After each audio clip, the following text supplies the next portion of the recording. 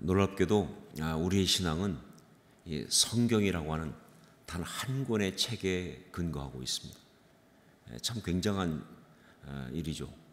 우리의 신앙이 여러 개가 아니라 딱 한 권의 책, 성경에 근거해서 우리 신앙이 서 있다는 것입니다. 그러니까 우리 인생이 딱 그 한 권의 책에 의해서 살아갈 수 있게끔 된 것이 바로 신앙의 비밀이에요. 자, 그러다 보니까 정말 우리가 신앙생활을 하면서 그러면서 또 삶을 정말 바르게 살아가면서 많이 연구하고 그리고 반드시 붙잡아야 될 것이 바로 뭐냐? 그게 말씀이에요. 성경 말씀을 잘 알아야 합니다. 하여간 어떤 경우든 간에 성경 말씀을 잘 알지 못하면 절대 바르게 신앙생활 할 수가 없다는 거예요. 그래서 정말 많은 그런 신앙인들이 전 세계에 있는 모든 신앙인들이 다 성경을 연구하고 성경 말씀을 붙들고 거기서 은혜 받고 그러면서 신앙생활을 합니다. 자, 그런데 이게 사실 성경이 참 귀한 말씀인데, 그런데 안타깝게도 성경을 그렇게 중요하게 보지만 그러나 성경을 잘못 아는, 성경에 대한 일종의 오해가 있는 혹은 잘못 해석하는 일들이 종종 벌어진다는 게 이게 문제예요. 그것은 성경을 아예 몰라서 그럴 수도 있지만 특별히 성경 말씀이 이게 어떤 그런 문화적인 그리고 언어적인 다른 배경에서 처음 쓰여졌기 때문에, 그러니까 지금 우리가 갖고 있는 우리의 문화, 우리의 어떤 언어하고는 다른 배경에서 바로 이 성경 말씀이 처음 쓰여졌다 보니까 그 문화적인 차이 때문에, 그 언어적인 차이 때문에 성경 말씀을 잘못 해석하는 그런 어떤 어려움들이, 그런 해프닝들이 벌어지기도 한다 하는 것이죠. 그 중에 하나 정말 생각나는 이 블랙 코미디 같은 이야기가 하나 있습니다. 블랙 코미디라는 것이 뭐냐면 되게 웃긴데 정말 슬픈 그 블랙 코미디 아니에요. 굉장히 웃긴데 눈물 나는 그게 블랙 코미디인데 그런 이야기예요. 제가 미국에서 목회할 때 이민교회를 하면서 하나님께서 그때 그 교회를 처음 시작할 때 아주 강하게 해주신 것이 뭐냐면 선교에 관한 부담이었어요. 그런데 ANC 오늘교회 시작할 때 그때 하나님께서 선교 부담을 주시면서 특별히 어디를 줬냐면 바로 멕시코와 중남미를 줬습니다. 사실 한국에 있을 때는 멕시코 중남미는 어디 붙어있는지 잘 알지도 못했어요. 너무 멀어서. 그런데 거기 가보니까 거긴 바로 이웃이고, 또 처음 그 ANC가 시작할 때 사실 처음 시작했던 회중은 한국 회중이 아니라 이 히스패닉, 그러니까 스페니시를 사용하는 그 사람들이었기 때문에, 그리고 그 사람들이 선교에 대한 열정이 많은 사람들이어서 정말 자연스럽게 하나님께서 이 멕시코와 중남미를 품어라라고 하는 어떤 그런 그 거룩한 부담과 사명을 주셨습니다. 그래가지고 처음에는 이 LA가 있는 거기에 인접한 이 티juana라고 하는 그쪽을 중심으로 해서 이제 그 긍휼 사역을 참 많이 했어요. 그래서 거의 한 달에 한 번 정도씩은 가서 몇 시간 운전하고 가서 거기에 있는 교도소, 그러니까 그 티juana에 있는 교도소는요, 제가 본 중에 가장 요지경속이었어요. 교도소인데 그 안에서 다 장사도 하고 그리고 방도 팔고 그래요. 왜냐면 교도소에 사람들 너무 많이 가둬놔가지고 나라에서 먹을 걸 다 못 줘요. 그래서 그냥 자기들이 알아서 사 먹든지 아니면 밖에서 갖다 먹어야 돼요. 그래서 거기서 또 교회를 우리가 하면서 선교도 하고 또 열심히 섬기기도 하고 또 먹을 것도 주고 하면서 방문했었습니다. 또 그 말고 또 거기에 어려운 지역 많으니까 찾아가서 긍휼 사역, 가난한 사람들, 또 어떤 그런 정말 그 어려움 가운데 있는 이 어머니들과 그리고 자녀들 있는 그런 모자원 같은 곳 등등, 또 교회를 또 아주 힘든 지역에 있는 교회들을 지원하기도 하고 세우기도 하고 이런 사역을 쭉 했었어요. 근데 하다 보니까 어느 날 성령께서 마음에 다른 마음을 주시는 거예요. 멕시코의 문제는 이게 문제가 아니다. 그러니까 긍휼 사역을 하는 것도 중요하고 또 그래서 복음 전해서 교회 세우는 것도 중요하지만 정말 이 나라가 정말 온전히 하나님의 나라가 되기 위해서는 필요한 건 바로 뭐냐면 제대로 된 말씀을 선포하는 그런 리더들이 있어야 한다는 거예요. 교회는 꽤 많이 있어요. 그런데 너무나 엉터리인 거예요. 그래서 정말 온전한 말씀, 그런 말씀을 전하는 어떤 그런 리더가 필요하다. 그래서 신학교를 세우라고. 신학교를 세워서 그래서 정말 그 훌륭한 제대로 된 리더를 키워내라고. 왜냐하면 멕시코에 있는 목사들 중에서 많은 분들은요, 신학 공부를 전혀 하지 않은, 신학 공부만 한 것이 아니라 아예 공부를 거의 하지 않은, 그냥 안수도 어디서 받았는지 어떤 경우는 자기가 그냥 이렇게 자기한테 이렇게 해서 그냥 파스토 그러면 다 목사라고 부르지만 그러나 이게 어디서 받았는지 알 수 없는 그런 참 어려움이 많습니다. 근데 이단도 많고 말이죠. 그래가지고 정말 성도들이 제대로 말씀을 제대로 배우지 못하니까 교회가 건강하게 못 가는 거예요. 신앙이 자라지 못하는 거예요. 이게 문제라는 거예요. 그래서 신학교를 세우게 됐어요. 그래서 거기서 좀 떨어진 후아레스라는 곳에 ANC 신학교를 세워가지고 정말 열심히 그 학생들을 가르쳤어요.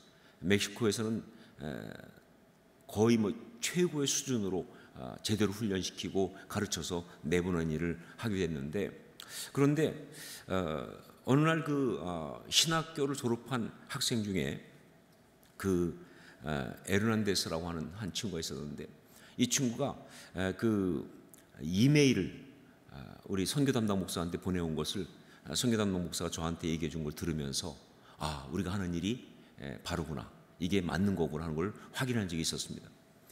뭐냐면 그 에르난데스가 이제 신학교를 졸업하고 나서 아주 굉장히 똑똑한 친구예요. 그러면서 이제 교회를 개척하려고 어디서 교회를 개척할까 하다가 거기에서 쭉 떨어져서 이 바하 캘리포니아라고 하는 LA 쪽에서 쭉 밑으로 내려가는 거기에 있는 곳에 아주 작은 조그만 마을, 도시도 아니고 뭐 작은 마을이죠. 거기를 갔습니다. 가서 이제 이 소위 말하면 교회를 세우기 위한 정탐을 한 거죠. 그러다가 주일날이 돼서 거기는 어떤 교회를 예배드리러 간 거예요. 그래서 예배드리러 갔더니 조그만 교회인데 목사님이 나와가지고 이제 설교를 막 하는 거예요. 그런데 그 설교를 들으면서 이 에르난데스가 너무너무 충격을 받은 거예요. 왜냐하면 그날 이 설교하면서 이 목사님이 뭐라고 설교하냐면, 그날 설교 제목이 예수님을 섬긴 여인들, 그런 제목이에요. 그런데 하는 얘기하면서 정말 성경에는 예수님을 정말 열심히 섬긴 그 여인들이 많이 나온다고 그러면서 막 설교하는 거예요. 좀 신선하죠, 저 제목이. 그러면 하는 얘기가 뭐냐면 그 중에 한 사람 얘기하면서 바로 브리스길라와 아굴라 자매가 예수님 너무 잘생겼다는 거예요. 그런데 여러분 아시면 브리스길라와 아굴라는 뭐예요? 부부잖아요, 그렇죠? 브리스길라가 부인이고 아굴라가 남편이잖아요, 그렇죠? 그런데 이 목사님은 브리스길라와 아굴라가 자매라고 얘기를 하는 거예요. 그 왜 그렇게 됐느냐? 이유가 있어요. 뭐냐면 그 스페니쉬는요 보통 아로 끝나면 다 여자입니다. 그래서 그리고 오로 끝나면 남자예요. 그래서 마리아는 여자고 마리오는 남자예요. 보통 아로 끝나면 여자고 오로 끝나면 남자다 보니까 브리스길라하고 아굴라잖아요, 그렇죠? 둘 다 아로 끝나니까 자매라고 착각을 한 거예요. 이 언어적 어떤 그런 그 특성 때문에. 그래가지고 근데 뭐 그거는 어떻게 좀 그래도 그냥 넘어갈 수 있는데, 그 다음 얘기는 더 기가 막히다는 거예요. 뭐냐면 또 하는 얘기가 뭐냐면 그러니까 성경을 잘 모르니까 그러겠죠.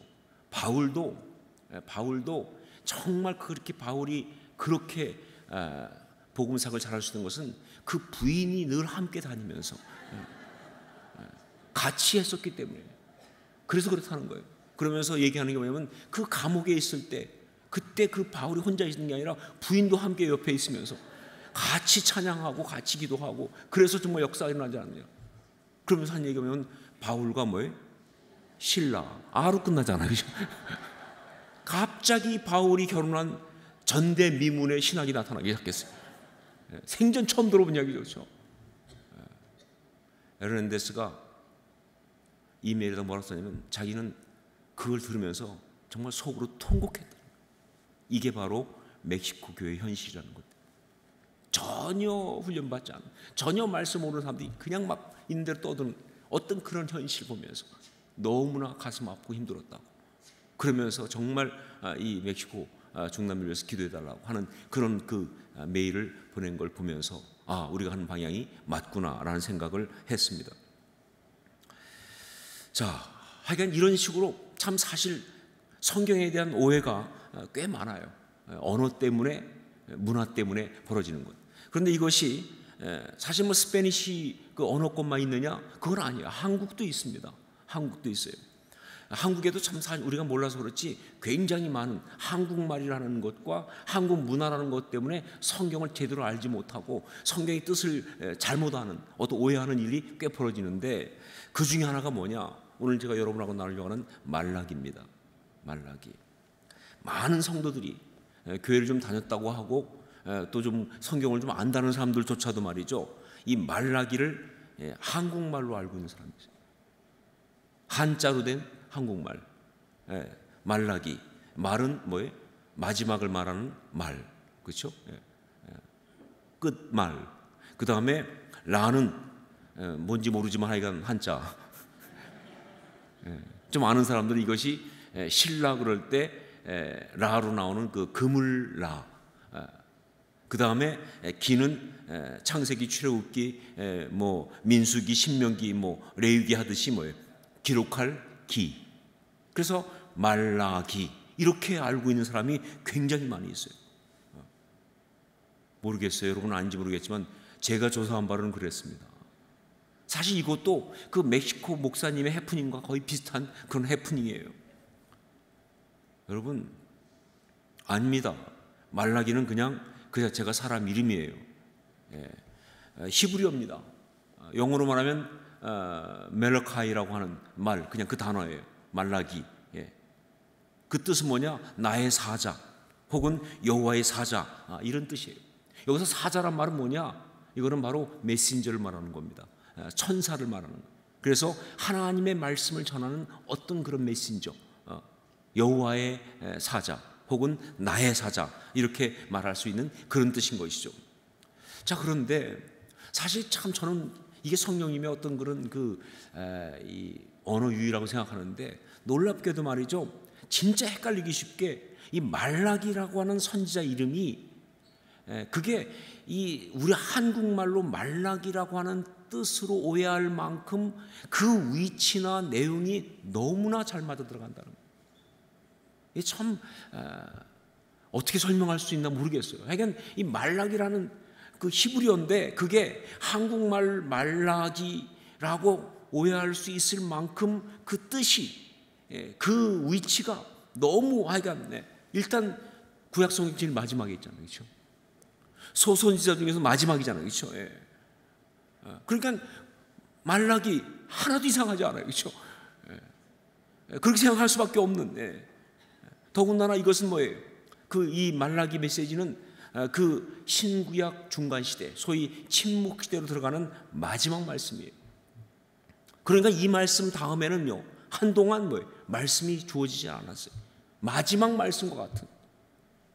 어떤 이제 세례요한이 올 때까지는 뭐예요? 어떤 그런 하나님의 말씀이 계시가 임하지 않는 어떤 그런 것으로 말씀이니까 너무나 말라기 같아요. 그래서 이 말라기는요, 보면 그 시대의 말기적 현상을 굉장히 적나라하게 다루고 있어요. 정말 종말론적인 어떤 이야기. 그러니까 유다 그 시대의 마지막, 시대 말, 세기 말 이렇게 말할 때 그 마지막적인 것을 너무나 다루고, 영적으로 구약의 마지막 어떤 모습, 그 말기의 모습을 적나라하게 다루고 있는데, 그것도 어떤 식으로 다루고 있느냐? 더 신기한 것은 말라기에는 6개의 논쟁 형태로 진술을 하고 있어요. 6개의 논쟁 형태.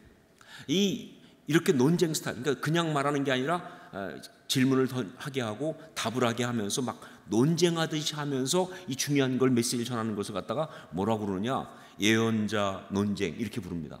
예언자 논쟁 스타일이에요.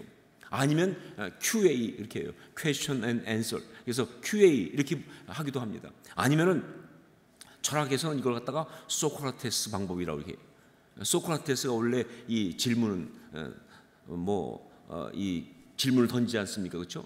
그래서 소크라테스적인 방법이다 이렇게 얘기하고, 그 다음에 신학적으로 보면 이걸 갖다가 요리문답식 하이델베르크나 뭐 그런 요리 문답식이라고 얘기합니다. 여튼간에 그렇게 어떤 6개의 이 논쟁을 가지고 질문 던지고 답을 하는 식으로 막 하면서 그야말로 뭐예요? 그물을 짜듯이 그렇게 해서 하고 있는 것이 바로 말라기의 이야기예요.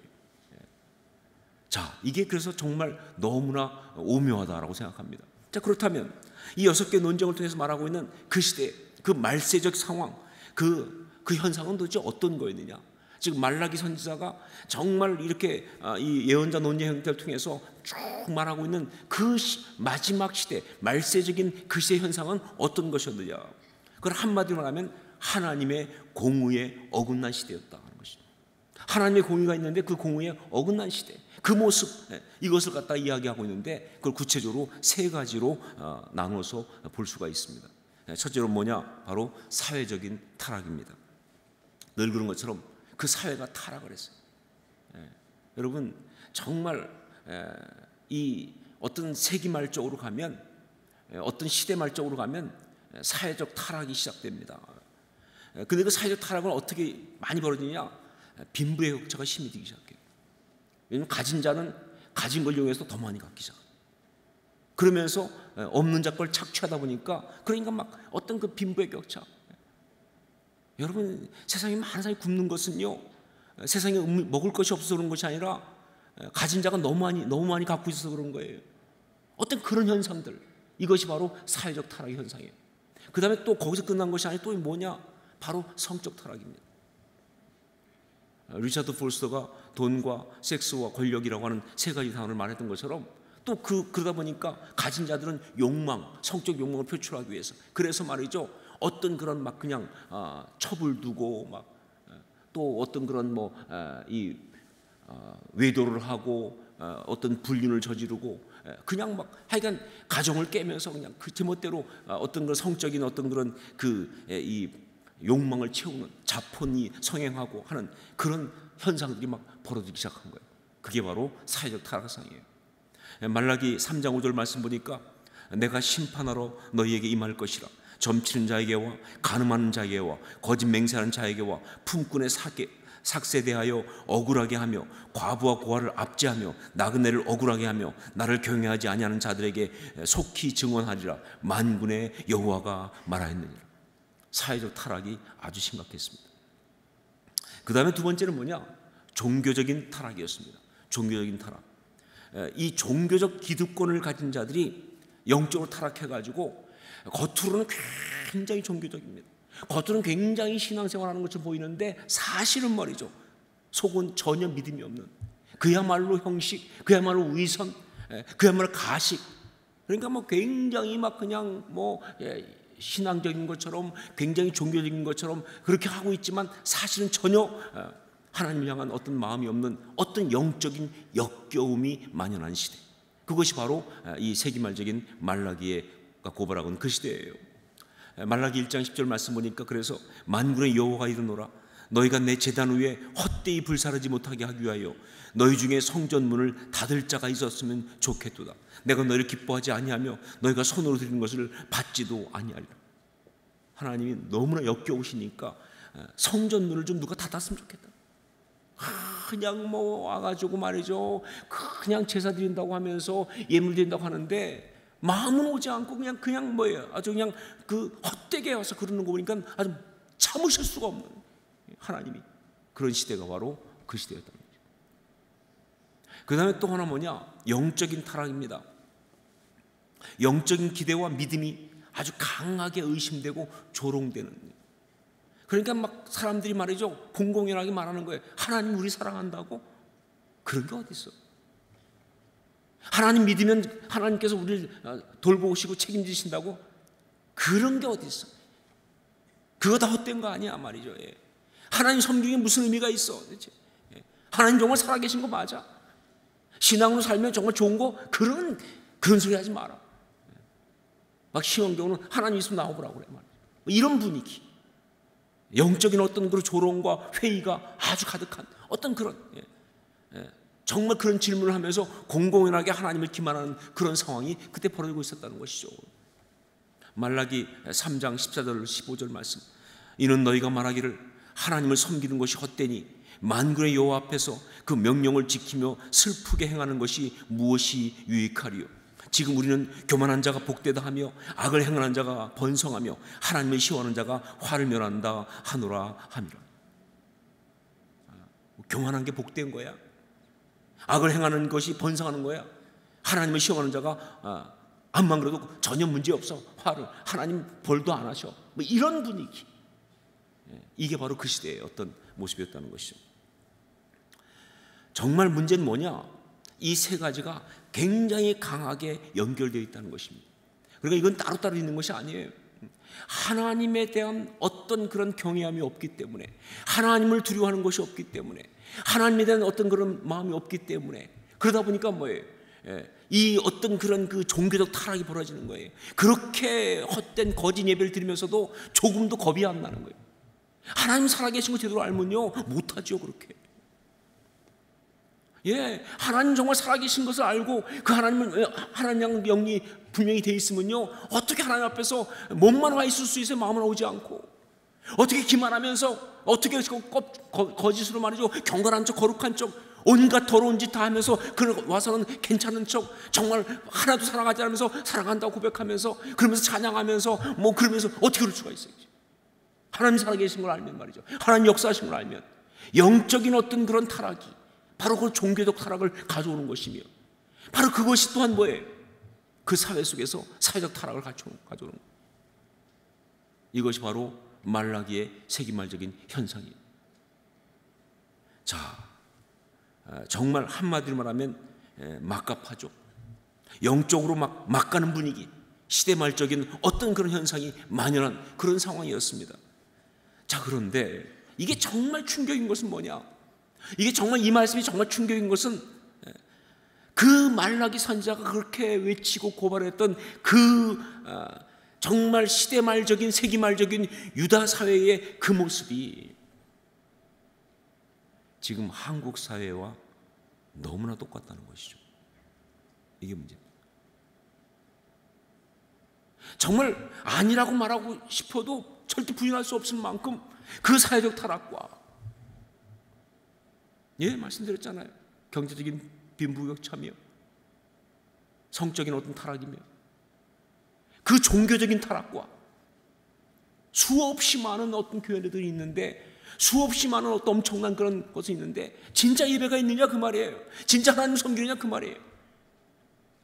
그리고 만연한 인본주의적인 어떤 그런 영적인 타락과 하나님을 향해서 정말 참남한 말을 짓거리면서도 조금도 꺼리게 하지 않는 마치 그것이 뭐 자기들의 어떤 그런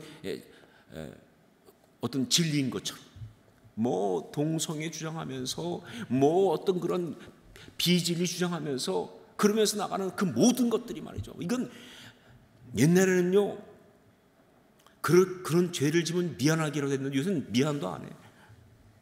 그게 개성이래. 그게 똑똑한 거라는 거죠. 그게 자유라는 겁니다. 어떤 이런 현상들 정말 너무너무 안타까워. 저는 말씀 준비하면서 너무 막 속상하더라고요. 그 말라기가 말하고 있는 시대말적인 상황이 지금 한국 사회와 너무 똑같아서 정말 그래서 정말 가슴이 아팠어요. 자, 그렇기 때문에 그런 시대를 향하여 외친 말라기의 외침이 중요합니다. 왜냐하면 이것은 각색할 필요도 없이 바로 그대로 지금 우리에게 주시는 하나님의 말씀이니까. 그때 그 시대에 외쳤던 말라기의 외침이 지금 우리한테 너무 중요해요. 왜냐하면 그건 바로 그대로 지금 우리에게 주시는 성령의 말씀이기 때문에 그런 거예요. 이런 상황 속에서 말라기 여호와의 사자인 말라기 여호와의 메신저인 이 말라기 선지자가 외친 정말 그 시대를 향한 그의 그 메시지는 무엇이었느냐? 어떤 걸 말씀하셨느냐? 그게 4절 말씀에 나와 있죠. 4절 말씀을 함께 읽도록 하겠습니다. 4절 같이 읽습니다. 만군의 여호와가 이르노라 내가 이 명령을 너희에게 내린 것은 레위와 세운 나의 언약이 항상 있게 하려 함인 줄을 너희가 알리라. 바로 그것은 레위와 세운 나의 언약 그것이었습니다. 딱 한 가지만 얘기했어요. 레위와 세운 나의 언약. 근데 그것을 어떻게 하냐? 항상 있게. 이 항상 있게라는 건 무슨 뜻이냐? 그 언약이 지금 생생하게 살아있도록. 옛날에 그런 일이 있었어? 아니에요. 어떤 그런 책에 보니까 그런 게 나오더라? 아니요. 바로 하나님과 레위와 그 언약을 맺는 것 같은 그 언약의 이야기. 하나님께 당신의 백성을 당신 백성 삼으시고 그들은 하나님을 나의 하나님 삼으시면서 맺었던 그 언약을 맺던 바로 그 언약이 생생하게 지금 살아있는 언약으로 말이죠. 그렇게 있는 바로 그 상태. 이게 답이라는 거예요. 오래되어서 말라 비틀어진 신앙 말고요. 정말 무뎌지고 닳아버리고 그래서 습관되어버려서 그런 어떤 그런 거 말고요. 정말 그냥 너무나 습관적이기 때문에 그냥 뭐 얘기하는 어떤 그런 고백들이나 언어들 말고요. 정말 하나님과 처음 맺었던 그 한 단어 때문에 가슴이 뛰고 눈물 나고 정말 행복하고 삶이 뒤집어졌던 바로 그 어떤 그 신앙. 그로 돌아가야 돼요. 저는 가끔 막 찬양하고 그럴 때 어떤 때는요, 막 찬양하다 저 자신에 대해서도 그렇고 우리 전체를 향해서 막 너무 뒤집어질 때가 있어요. 왜냐면요, 찬양의 고백들은요, 진짜 막 이 수위가 너무 강한 거예요. 뭐 주님 한 분만으로 나는 만족하다, 뭐 내 생명 다 드린다, 뭐 주님 없이는 살 수 없다. 이런 얘기는요, 목숨 걸고 해야 되는데, 그런데 그 찬양을 부르고 있는 나 자신 보면요, 진짜 맹숭맹숭하다는 거죠. 아무 느낌이 없어요. 결단은 무섭게 하는데 사실 삶을 들이지 않고 있다는 거예요. 그건 죽은 언약이에요. 그건 말라 비틀어져 버린 언약이에요. 그게 시대 말적 상황을 만들어냈다면 그 말이다, 그 말이에요. 그렇기 때문에 정말 중요한 게 뭐냐? 아니, 다시 한번 정말 그 레위와 세운 나의 언약을 항상 있게, 그 언약이 살아있게 만들어져야 돼요. 하나님이 정말 내 하나님이셔야 한다, 그 말입니다. 하나님의 말씀과 하나님 앞에 드리는 그 사랑 고백이 하나님 내 하나님에서 너무 행복하고, 내가 하나님의 사람이 된 것이 이 놀라운 사건이 되는 어떤 그러한 이야기. 이것이 바로 말라기 선지자를 통해서 그 시대에 줬던 하나님의 처방이고 지금 우리에게 주는 성령님의 처방이기도 한 것입니다. 여러분, 모든 영적인 메마름과 타락과 변질, 이거에 대한 처방은 딱 한 가지밖에 없어요. 처음에 그 은혜로, 처음에 그 마음으로 돌아간다. 신앙은 처음에 그 마음이 계속 유지가 돼야 되는 거예요. 세월이 가다 보니까 이젠 익숙해져 가지고 그래서 닳고 닳아서 잊었다. 그건 신앙이 아니에요. 나도 한땐 뜨거워서 또 그건 신앙이 아니에요. 정말 신앙은 살아있는 것이기 때문에, 신앙은 현재니까 모든 것이 항상 있게, 현재란 얘기죠, 그렇죠? 그래야 된다는 거예요, 그렇죠? 여러분, 사실 우리가 살아가면서 힘들고 어려운 어떤 일들이 오고, 그래서 정말 삶 자체가 어려울 때가 있는데, 근데 여러분 이렇게 하셔야 될 것이 뭐냐면요, 우리 삶 속에 그렇게 힘들고 어렵고 그런 것이 있는 것은요, 사실은 상황이 힘들어서 그런 거 아니에요. 상황이야 뭐 늘 왔다 갔다 하니까.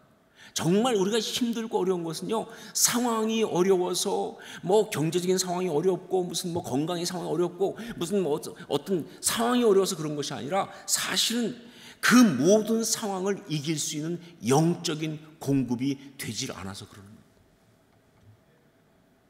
거예요. 영적인 공급만 되면요, 어려우면 어려울수록 더 뭐예요? 더 충만하게 올라간다.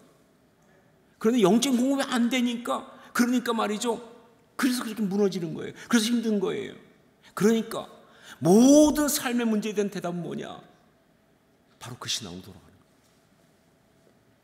우리가 살아가면서 겪고 있는 모든 삶의 문제, 우리의 모든 문제에 대한 대답은 바로 뭐냐? 처음 신앙, 복음 자체로 돌아가는 것, 복음을 회복하는 것, 이겁니다. 말라기에서는요, 바로 복음을 회복하라고 이야기하고 있는 거예요. 레위와 세운 나의 언약, 그건 복음을 말하는 것입니다. 어떻게 그렇게 말할 수 있느냐? 분명히 그것이 복음이라는 것을 성경이 얘기하고 있기 때문에 그래요. 5절 말씀을 한번 같이 읽도록 하겠습니다. 5절 같이 읽습니다. 레위와 세운 나의 언약은 생명과 평강의 언약이라. 내가 이것을 그에게 준 것은 그로 경외하게 하려 함이라. 그가 나를 경외하고 내 이름을 두려워하였으며. 예, 레위와 세운 나의 언약은 생명과 평강의 언약이라. 예, 생명과 평강의 언약, 이게 복음 자체예요. 여러분, 예수 그리스도를 믿음으로써 우리가 받는 것이 뭐 구원받는 거 아니에요, 그렇죠? 생명을 얻는 거 아닙니까?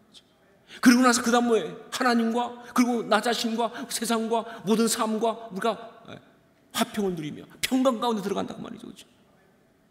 예, 정말 복음은요 생명과 평강의 언약이에요. 예수 믿으면 그 십자가를 통해서 받는 은혜가 바로 뭐냐? 그게 생명과 평강의 이야기다 하는 것이죠. 기가 막힌 정리예요. 기가 막힌. 제가 청년부 시절에 성경 공부를 하는데, 근데 그때 저희 청년부에서 가르쳤던 전사님이 선교단체에서 원래 훈련받았던 분인데 이제 신학하면서 전사님이 되신 분이에요. 그래가지고 성경 공부를 인도하는데 이 성경에 대한 통찰이 정말 대단하더라고요. 그때까지는 제가 교회에서는 쭉 컸는데 뭐 꼭 그런 건 아니지만 그때까지는 하더라도 교회 성경 공부는 거의 뭐 이렇게 좀 뻔하다라고 할까요? 뭐 그랬어요. 별 신선한 게 없어요. 왜냐면 제가 또 주일학교 때부터 성경 공부를 했으니까. 여러분 뭐 제 자랑 같지만 하여간 제가 주일학교 다닐 때 학용품 전체를 성경 퀴즈로 조달한 사람이에요, 제가요. 그러니까 뭐 맨날 듣는 거니까 뭐 다 알죠. 뭐 그냥 뭐 성경 퀴즈 한번 나가서. 근데 그렇게까지 이렇게 뭐 신선하다든가 뭐 놀랍다 이런 건 별로 없었어요. 정말 뭐 제가 다녔던 교회만 그랬는지 모르겠지만, 근데 이분이 딱 가르치는데 막 진짜 성경의 어떤 비밀들을 막 보이고, 그렇게 깊은 말씀이, 난 그렇게 뻔할 줄 알았더니 아니 뻔한 게 아니라 그렇게 깊은 은혜가 막 너무 좋은 통찰들을 많이 주는데, 그 중에 하나가 뭐냐면 그분이 그러는 거예요. 말라기에 이것이 구약을 마무리하면서 거기서 신약 전체를 한 단어로 요약한 게 나온다는 거예요. 복음을. 그게 바로 레위와 세운 나의 언약은 생명과 평강의 언약이라는 그 말이에요. 그 한 단어 가지고 이제 펼쳐진 신약을 다 정리해 놓고서 이제 마무리하는 기가 막힌 이야기. 그러면서 복음은 바로 뭐냐? 생명과 평강의 언약이라고. 그게 예수 그리스도의 복음의 이야기라고. 와, 그런데 막 하여간 뭐 그때 정확히 이해는 안 되지만 뭔가 하여간 있어 보이는, 너무 괜찮아 보이는 느낌이었어요. 근데 두고두고 생각해도 정답입니다. 정말 그래요. 정말 복음은요, 예수 그리스도 십자가의 은혜는 바로 생명과 평강이에요.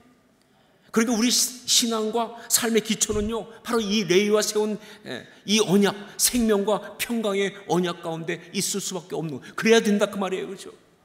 그러니까 우리가 정말 영적으로 회복되기 원한다고 한다면, 아니 정말 우리가 바르게 살기 원한다고 한다면요, 바로 이 레위와 세운 이 언약, 그것이 항상 있게 생생하게 가야 되는 거예요. 즉 하나님 앞에서 정말 생명과 평강의 언약 가운데 있어야만이, 그래야만 우리가 제대로 살 수가 있는 거예요. 이게 진짜 회복이라는 것이죠. 저는 특별히 이것이 기도에 있어서 너무 중요한 주제라고 생각합니다. 말라기의 기도는 바로 이것이다. 말라기 선지자가 가르쳐주는 기도의 비밀은 이것이다. 여러분, 우리가 기도할 때 뭐 어떤 기대를 가지고 기도합니까? 기도라는 것이 무엇입니까? 기도라는 것은요, 하나님께 우리가 뭘 간구해서 하나님의 은혜로 그걸 응답받는 걸 기도라고 하지 않습니까? 그렇죠? 그러니까 우리가 정말 기도할 때는 하나님께 우리가 무엇이 중요한 것을 간구하고 정말 하나님께 은혜로 우리한테 응답해 주시는 것이 그게 기도의 이야기예요. 그런데 여러분, 그렇게 간구하는 것에, 그리고 응답받는 것에 진짜 핵심이 뭐예요? 물질입니까? 건강받는 것입니까? 아니면 무슨 어떤 그런 명예를 얻는 것입니까? 내가 하고 싶었던 일이 이루어지는 것입니까? 아니요. 그것은 전부 다 주변적인 것이죠. 정말 중요한 것이 뭐냐? 바로 하나님이 내 하나님 되시는 거예요. 하나님과의 관계가 아름다워지는 거예요. 바로 하나님과 관계가 아름다워질 때, 그때 말이죠, 어떤 일이 벌어지냐? 하나님과 나는 그 순간 어떻게 되냐? 생명과 평강의 언약을 맺고 있는 거예요. 예. 그래서 저는 이렇게 봐요. 기도는요, 그 기도가 진짜 기도로 가면요, 기도하는 순간 이미 응답 끝났다는 거예요.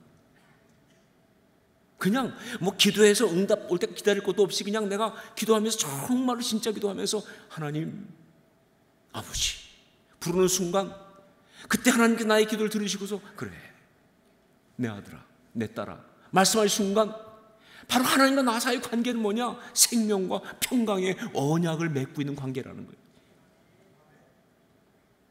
그걸로 끝난 거예요. 이미 봤어요. 전 여러분이 기도할 때마다 이런 은혜 가운데 있을 수 있기를 주님을 축원합니다. 그래야 기도죠. 그렇죠? 다른 게 뭐가 필요해. 그렇죠? 그냥 하나님이 내 하나님이시기 때문에 하나님과 나와의 관계가 생명과 평강의 언약 가운데 들어가는 거예요. 정말 그 평강의 언약 가운데 들어가서 맺는 아주 기가 막힌 그런 어떤 은혜, 그것으로 그 상태, 그게 바로 가장 강력한 기도의 응답이라는 것이죠. 모든 기도의 순간마다 이런 역사가 있어야 합니다. 예배할 때마다 바로 이런 역사가 있어야 돼요. 왜냐하면요, 그래야 우리가 살아요. 정말 그렇게 돼야 말라기 선지자가 정말 자신 있게 말하는 것처럼 우리가 정말 놀라운 치유와 회복을 경험할 수가 있는 거예요. 그게 진짜 신앙의 축복인 거예요. 우리 말라기 4장 2절 말씀을 함께 읽겠습니다. 말라기 4장 2절 같이 읽습니다. 내 이름을 경외하는 너에게는 공의로운 해가 떠올라서 치료하는 광선을 비추리니 너희가 나가서 외양간에 나온 송아지같이 뛰리라. 예, 내 이름을 경외하는 너에게는 공의로운 해가 떠올라서 치료하는 광선을 비추리니 너희가 나가서 외양간에서 나온 송아지같이 뛰리라. 네, 여러분 아세요? 이 하나님의 공의로운 해, 그거는요 사실은요 죽이는 겁니다. 그 하나님의 공의로운 해 앞에서는요 죄는 다 타버려요. 악은 소멸됩니다. 그러니까 죄인은 다 박살나는 거예요. 그래서 하나님의 공의로운 해가 뜬다는 건 뭘 말하느냐? 예, 그것은요 축복이 아니에요. 저주지. 그것은요 정말 심판이에요. 그거는 그냥 끝나는 거예요. 정말 무서운 거예요. 그래서 여기 말라기도 보니까 1절에 뭐라고 되어 있느냐? 4장 1절에 만군의 여호와가 이르노라. 보라, 용광로 불같이 날이 이르리니 교만한 자와 악을 행하는 자는 다 지푸라기 같을 것이라. 그 이르는 날에 그들을 살라 그 뿌리와 가지를 남기지 아니할 것이로되. 다 태워버린다고. 용광로가 불같은 날이 이를 것이다. 하나님의 공의로운 해는요 다 태우는데 얼마나 그 뜨거운지 말이죠. 용광로 불같은 그런 날이어서 모든 교만한 것과 악을 행하는 자들을 지푸라기 같이 다 태워버리는 말이죠. 다 죽는 거예요. 그런데 놀랍게도 다 죽어야 되는데 놀랍게도 하나님하고 바로 그 생명과 평강의 언약 가운데 있는 사람한테는요 그 공의로운 해가 죽이는 게 아니라 치료를 시작하신다는 거예요. 그게 우리 신앙입니다. 그래서 정말 그 가운데 있게 되면요 정말 형편없는 죄를 지은 사람도 와서 오늘 다 죽어야 되는데, 그런데 그게 오히려 죽이는 게 아니라 치료하는 광선을 바랍니다. 그 죄를 다 태우는데 함께 죽인 것이 아니라 그 안에 그를 갖다가 치유하고 회복하면서 삶 가운데 참 어려웠고 힘들어서 그 실패한 것과 힘든 것과 모든 걸 갖고 있어서 그래서 정말 죽어야 되는데, 그런데 그 치료하는 어떤 그런 그 광선이 되어서 오히려 그 마음을 붙잡아 주기 때문에 다 죽는 것이 아니라 망하는 것이 아니라 그게 치유하는 광선이 되면서, 그러면서 막 새 힘이 솟아올라가지고 어떻게 됐냐, 정말 뛰어나가기 시작하는데 외양간에서 나온 송아지같이 뛰리라. 이게 신앙의 비밀이에요, 여러분. 근데 그렇게 되려면 어떻게 되느냐? 전제가 뭐냐? 하나님과 레위와 세운 그 언약, 생명과 평강의 언약 가운데 있어야 돼요. 그래야 합니다. 정말 하나님이 내 하나님이시기만 하면, 그 하나님이 나를 사랑하시는 그 사랑 가운데 있기만 하면, 그 언약이 생생하게 살아있기만 하면요, 어떤 어려움, 어떤 죄악, 어떤 실패, 어떤 모든 것 있다 할지라도 주 앞에 나와서 기도할 때 그 모든 것이 다 뭐예요? 그냥 다 박살나는 것이 아니라 다 새롭게 치유되면서 내가 그 안에서 살아나는, 정말 절망스러운 마음과 와서 그 생명과 평강의 언약 가운데 있는 하나님 앞에 기도하게 되면요, 그 모든 기도를 통해서 이제 절망이 바뀌어서 찬양이 되고 노래가 되고 감사가 되고 샘을 얻고 말이죠, 담대하게 삶을 향하여서 정말 괜찮습니다. 죽으면 죽겠습니다. 이미 생명을 얻은 사람으로서 말이죠, 하나님 한 번 계시면 되죠 뭐. 그리고 뛰어나가는 역사가 있다는 것이죠. 여러분, 전 우리의 신앙이 바로 레위와 세운 나의 언약, 생명과 평강의 언약, 그것이 항상 있는 그런 신앙 될 수 있기를 여러분 축원합니다. 여러분, 우리가 기도도 하고 찬양도 하고 말씀도 듣고, 근데 그냥 흉내만 내고 그냥 껍질만 그냥 움켜쥐고 그냥 어떤 그런 다 말라 비틀어진 그런 것만 움켜쥐고 있는 그런 걸 해서는 안 되지 않겠어요? 그죠? 정말, 아니, 이 진리를 갖고 있는 사람들이, 이 하나님 앞에 있는 사람들이, 아니, 어떻게 그렇게 껍질만 붙들다 가겠냐, 그 말이에요. 그러다가 하나님의 정말 공의로운 해가 떠오르면 다 타버릴 것들인데, 아니요, 진짜 저는 우리 교회가, 우리 모든 성도들이 정말 이 생명과 평강 언약 가운데서 진짜 신앙의 사람으로 살아갈 수 있는, 그래서 정말 기가 막히는 은혜를 누리면서 이 땅을 힘있게 아름답게 세상 사람들이 이해할 수 없는 어떤 그런 비밀을 가지고 승리하며 살아가는 그런 사람 될 수 있기를 주님으로 축원합니다. 이런 그런 교회가 될 수 있기를 정말 주님으로 축원합니다. 우리는 그걸 바라보고 기도하며 나가야 할 것입니다. 기도하겠습니다.